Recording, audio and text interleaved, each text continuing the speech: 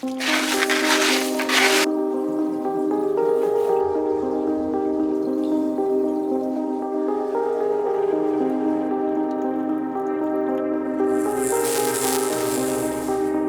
going on, guys? Welcome back to another empty fish tanks build video. Today I'm doing something a little bit different. Nothing new, but different for me. Stacking up loads of hardscape, really tall to like almost the top of the tank, and having a steep drop of the foreground for all the fish to swim around in. I mean, I've got a half decent sized tank for 3 very small fish. Let me show you what I mean. So this right here is the tank. It's on my little shelf thing at this side. So it's a 60 centimeter tank. And we've got just like a cheap sort of LED, like a generic-y sort of style one on the top. I'll leave a link to that, or one similar if in the US, one that I know is good. But yeah, it's quite a decent sized tank, isn't it? I'll put all the figures and that all here. This is probably the most popular size in the hobby, I would say. I mean, it's the most, I've got the most of these. I think I've got 6 of these sizes. Anyway, moving over here, that's in the way. In this tank here is the fish that were in there before I took them out. We're not going to see them now. Anyway, I've got 3 Sparkling Gouramis. Now, I did have more than that, but in the last year or so, it's whittled down to these guys. They were getting along really harmoniously in that size tank. Oh, there's one now. There he is. Look at the colours, look at the eyes. Really cool fish. I was thinking about sort of replacing them and getting something else, but I thought, no, I like them too much. The Sparkling Gouramis are awesome. So we're keeping them, and they're going in this new setup. So yeah, like I said, I really want to get some big height to this one. So to do that though, I'm going to have to pile in some gravel, stack it right up at the back, and then we can put a hardscape, rocks, sand, you know, soil, everything on top of that.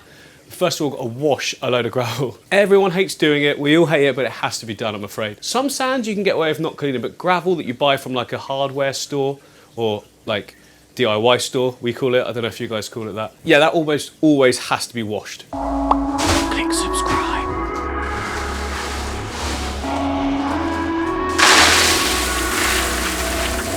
So this gravel's like 10 mil thick. You can see there's no way that that's clean, is there? It won't need much of a rinse, but yeah, still definitely needs cleaning. And I'm probably going to use the whole bag as well. We're going really high.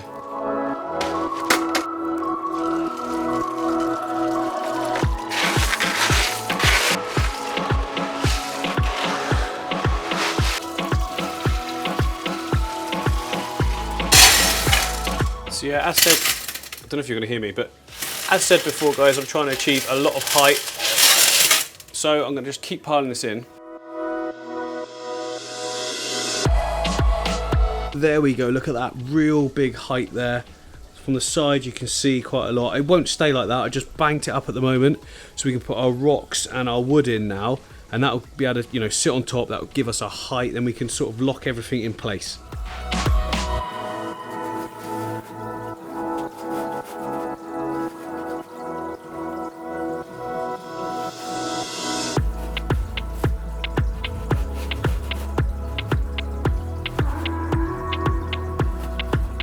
There we go, that's looking really good, I think. I want to see some more coming forward though. So I've got this stick here. I'm just going to tuck it in behind somehow. Get in there. Something like that, and just sort of let it sit. Better than that. Ah, more like that. There we go. So we've got something coming forward as well. I might add a few more of those, but it's just a little bit of detail. Fine tuning really. So this wood is different to that. That's manzanita wood, and I added another one back there just to elongate that section because I felt there was something needed in the middle there as well. Again, this is just stuff you can choose, you know, yourself. You don't have to add these things, but I just felt like I wanted something sticking up there, so why not? In fact, these are probably following too much of a similar line, so I'll probably change one to come more angular or something like that. But just at the moment, it's just getting it in and starting with something, because the worst thing you can do is just sit and think about it for too long.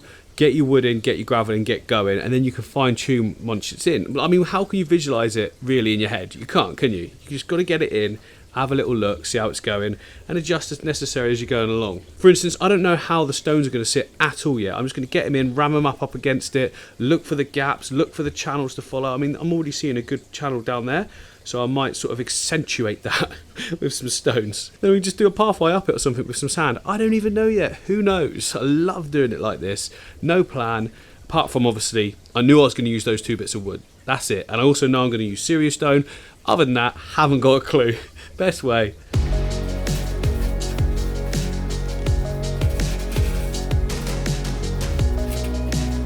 So I've just pulled all the gravel away from that area there, so you can see better for like that blinking reflection. Look, yeah, so I pulled it away because it's looking pretty ugly from the side. Now it'll look better. You can just bring that decorative sand that will be on the foreground all the way around that corner, plants, rocks, a lot. So what it's basically done is created a triangular composition. You know, it escaped itself. That's what it chose to be. I'm going to need to lower that side a little bit because I think that's where I'm going to put the filter. It's got one of those sort of internal, I love internal filters. They're just done really well for me in scapes. So I'm going internal filter, really cheap one that's got a little spray bar that should go that way. That should look awesome.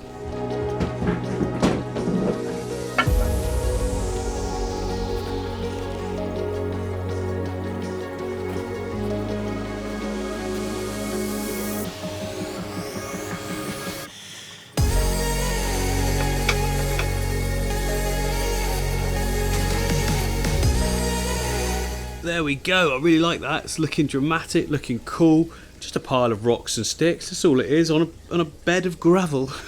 Right, next thing I want to do is like glue all these little bits down. For that I'm going to use little bits of cotton wool and cyanoacrylate super glue, not the gel type, just the normal sort of cheap squeezy liquidy stuff. So that obviously, this stick that I added, look, that's not locked down at all, so that's going to need to be stuck to that bit of wood. That one as well. Actually, I think that one's locked it. No, it's not. I'm going to glue it. Oh dear, sorry. Anyway, everything needs gluing.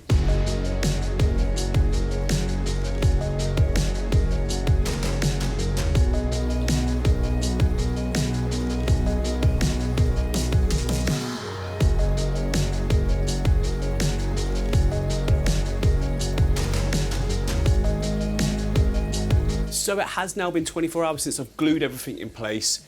Everything's solid, and now it's ready to get like our nutrients in, and then we can put the decorative layer on top of those nutrients.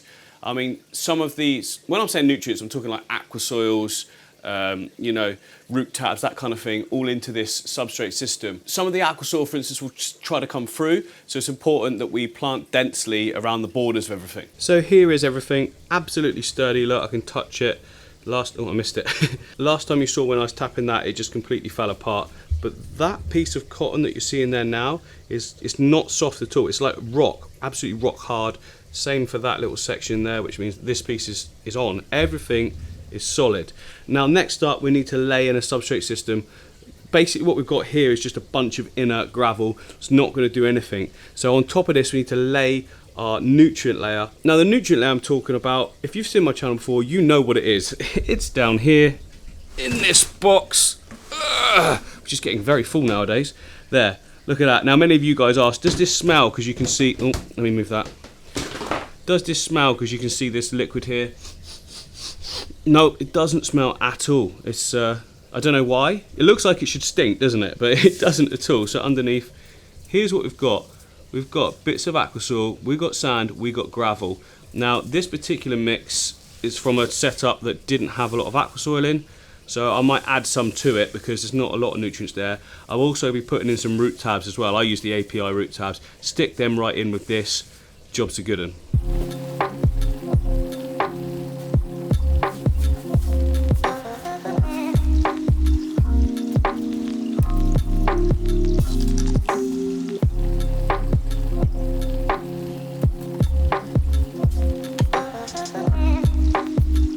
There we go, we are nutrient up. You know, everywhere I'm going to be planting plants, and even in some of the areas we're not, actually, it doesn't matter because it'll all sort of flow in. I don't really know how to explain it, but on top of this now we've got to put our decorative layer of sand. The first layer, the finest layer, that sort of covers everything and locks it down, and then on top of that we can add all the little bits of detail and everything. I'm going to go to town on this one, just make it look really, really sort of intricate and interesting. I mean, we're already sort of getting there. The rocks look good poking through, the wood's dramatic, we've got loads of places to put, you know, plants and that, attach them to the woods, plant them into the soil and that as well. It's going to look so, so good.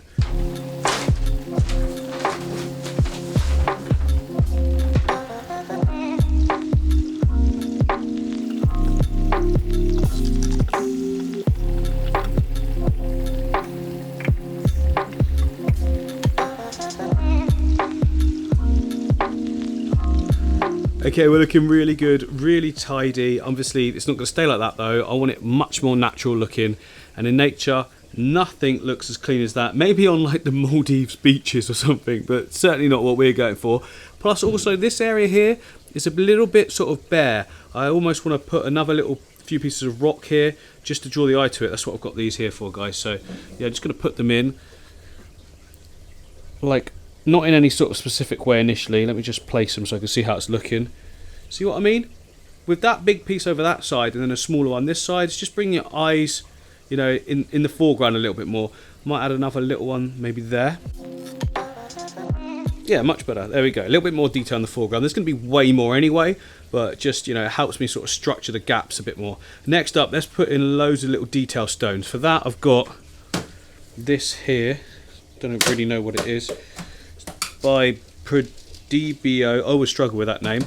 And yeah, look, it's just a mix of little sort of like river stones, I guess. Looks good though. Nice and natural. Really different grades in it and different colours. So let's get that all in. I'm just going to sort of chuck it all around where the stones are. Remember what I've told you before, don't be careful with this, just go for it.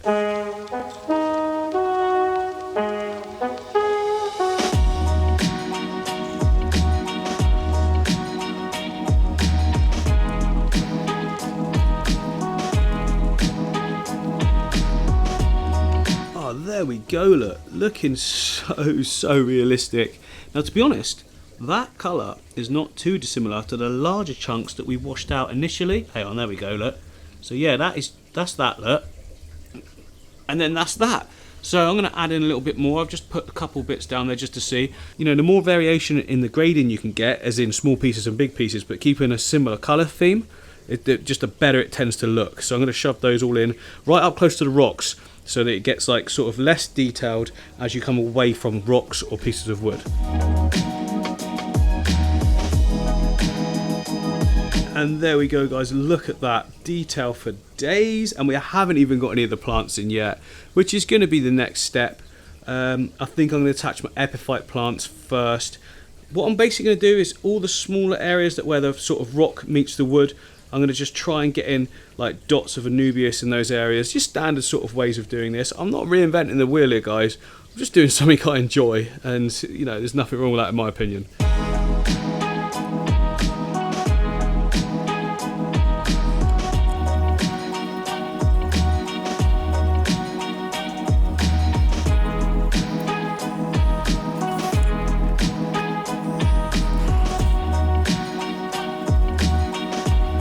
Isn't it amazing? Just 3 pieces of Anubias. It already looks fantastic, but it's only going to get better. So next up, I think ferns. So I'm going to go for a big fern in that pocket. I just think that'll work really well.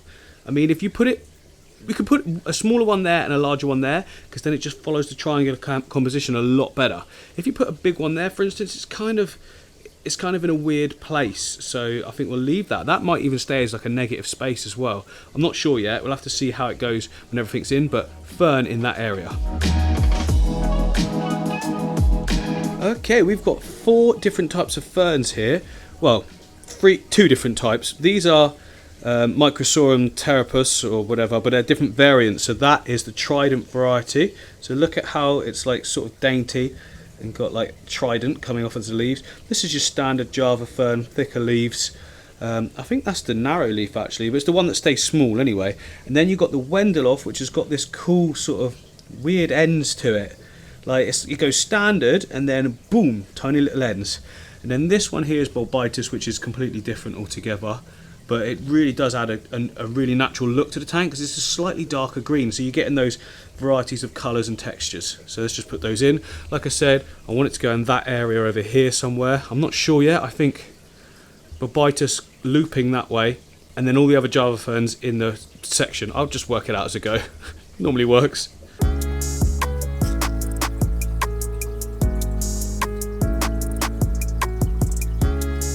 There we go, guys, we are starting to look really good. Now I've found that with ferns, if you don't put too much of a massive clump together, they'll grow better. So they'll grow to fill that area better if you sort of put them spaced out. I'll B-roll over the top here as to what I'm talking about because it's quite hard to see from that angle. But main thing I want to say is don't forget you need to spray down regularly. So I've just got a little mister here, look. You can't use too much, just keep it going. I mean, we're very sort of warm in the UK at the moment. So I need, this stuff's drying out so fast. Now, Anubias and Java Fern, Bobitus, it can actually tolerate, you know, a little while without any water, to be honest. It doesn't suffer too much from it, but other plants definitely need more regularly. But just do it, keep it handy, and just do it really regular. Okay, on with the show. Actually, no, we can't. I need to wipe the glass now, don't I?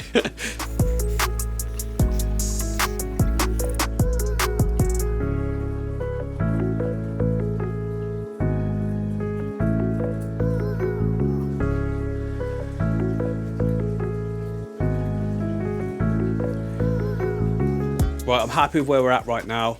I'm just going to fill it right up with water now. I just find it easy to plant when there's water in it when you get to a certain stage. Like, all that stuff that's in there right now, I keep saying stuff, don't I? All the plants that are in there now will stay how they are, regardless of water in them. You know, they'll pretty much look like that. But if we start planting stem plants that fall over and loop, and I'm just not going to know how they're sitting. So I like to fill it up and just do that, take my time with it. You know, I can keep stepping back, seeing what needs to go where, looking at what I placed, see if I need to remove it and place it elsewhere. When you're doing this, you do stir up the sand a bit and you will get some misting. But it's no problem, just a quick water change and we're all back to, you know, being nice and good again. So yeah, just quickly fill it up and then I can crack on. And then I can crack, I don't know why I'm talking like that, sorry guys. Oh no, cancel that. First thing I need to do actually is add in some mosses on the wood, just a couple of little points. Using the cotton tie method, I was using the glue method quite a bit. I just found that only a few bits stayed and the rest sort of tried to grow so far off it and it's all pinched on one point, which wasn't holding it well when you're trying to maintain it. So I'm going to put a load, say, on there, wrap it with the cotton, tie it off, and then it'll look perfect. It'll stay strong, you know, when you keep trimming it back to that same point. But thicker, you know, same but better. You know what I mean? Okay, here we go, look. Now, it's easier to do this if your moss is a bit wet, because then when you lay it on like that, look, it kind of sticks initially. Maybe, please do. There we go. Then you want to take your cotton. So I've got, in this case, I've got this green cotton, but black cotton works well. Just don't use white stuff. And then wrap it around a few times just to get it locked in. And then you can just keep pulling it around and around until it's fully locked on. You shouldn't need to go that many times, but you know, it's good to keep it all as tight as possible to the wood. It just looks better for a start, but also you'll find that the moss will grow much better if it's held on in more sort of anchor points. That's what I'm finding anyway. The glue method works, you know, gluing this stuff with the same glue that we've used previously. That works well in sort of hard to reach places, but for if you can wrap with the cotton, then do it. You won't regret it, trust me. And then after that, it's just a case of looping it and, you know, tying it off. Just loop it back on itself, and then I just pull it tight. And then a little snip. Job is a good one. Looks nice and tidy, doesn't it? Yeah, really like that.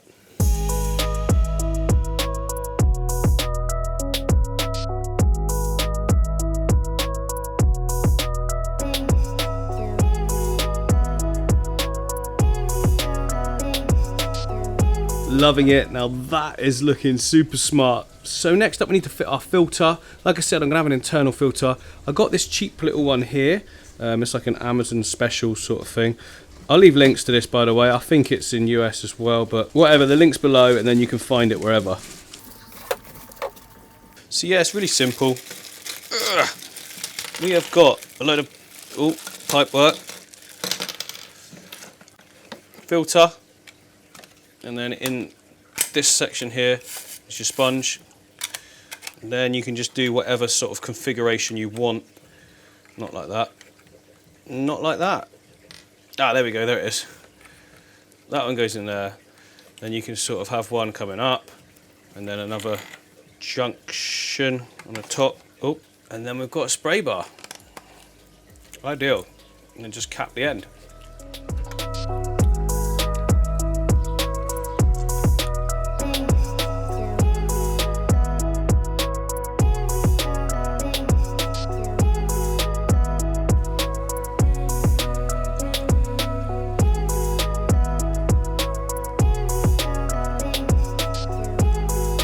Okay, that's looking so good, but now it's time to add those sort of detail plants, the extra plants. I'm talking crypts in the foreground, crypts in the background, stems, that sort of thing. I don't want to go too crazy, but I do want quite a lot of plant mass. But I don't want them to be already tall because I want to see this grow in and, you know, in a couple of weeks' time, add some more fish when it's doing really well. That said, it is always important to plant heavy to start with. I find anyway, the more plants I can put in at the start, the better success I tend to get with the tanks. Unless I've done something drastically wrong, which hasn't been for a while, thank goodness.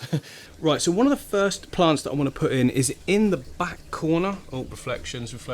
So down in this corner here, there's like loads and loads of space. I made that deliberately free of anything because I want to have the crypt. Is it Balancii, I think. Spiralis is the massive... Hang on, let me look that up. Yeah, crypt Spiralis. Balancii is the one that gets absolutely huge. Anyway, I've got some in this tank. So look, this is my storage tank. Hang on, let me zoom back. So I've got quite a few tanks out here just with plant storage. This is the plant I'm talking about. Look at that. It's been growing for quite a while in here. It's coming all the way across the top here. Oh, that's way too bright.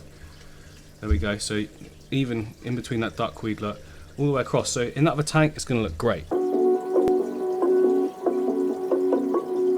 Oh yes, that looks really good. Just subtle. I don't want any more than that because more will grow. It's already shot off extra shoots. That was tiny when I started. It was like up to there, and now it's all the way across there in just about a month and a half, something like that. Right, so I want to focus now on this area here. I want to put some stems in that area. Just give a little bit of punch. Not too many though. Just a little subtleness. You know, just about that height, and also something down here as well, just to bring up to that level. Cover up the filter a little bit.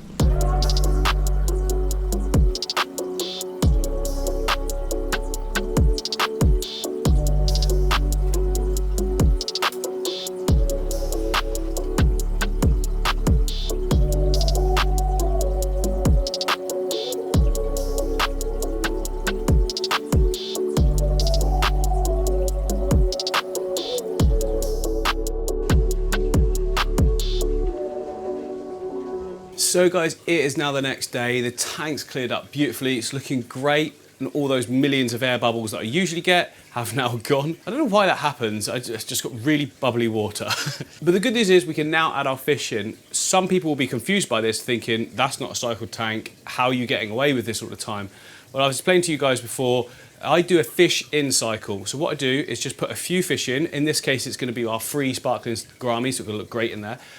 So just a very tiny bio load, barely any waste being produced, and at the same time I'm doing daily water changes and adding beneficial bacteria. This means that after a week or two, the bacteria levels in the tank have actually increased to, you know, counteract the amount of ammonia or waste from the fish. I'll also be adding snails as I go along, you know, like every couple of days, put a few more in, and then later on we'll add more fish and clean up crew, that kind of thing, but we'll just do that steadily. Again, this is something to do if you're more experienced. You know, you still need to look up the nitrogen cycle and how to do that to a tank. For instance, if I didn't have a ton of plants in here, it just probably wouldn't work at all.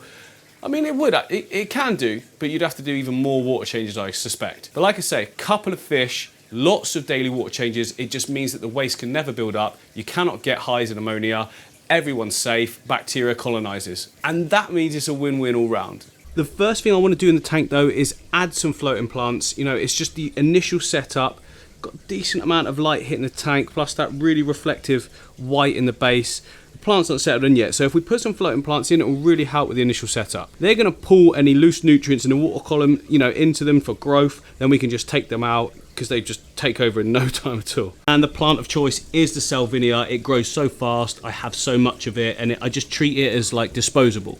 Nice good scoop like that, should be plenty, probably too much. And just lay it in the top. Now I used to do this with duckweed, but the duckweed is so invasive that the whole tank would be covered in duckweed in no time at all. So now I just use the salvinia, works a treat. Look at that, just a little bit, but that will be enough. Right, that's awesome. Now it's time to get those fish in. Come on! Where are you, little fishies? Oh, this is going to be impossible. I think, to be honest, what I'm going to need to do is just hack the whole thing right back, because I've got no chance of catching them in there otherwise. I can't even see, can I? I only hacked that right down about 2 weeks ago, and the whole thing's just full again. Pearlweed, guys. Who'd have it, eh? Right, there we go. That's massively helped the situation, and you Need to, whoa. Well, I need to get that. There's one. I've seen two so far. I don't know where the third is though. I mean, it's pretty easy for them to hide. They sort of dig in, don't they? But yeah, scoop them out.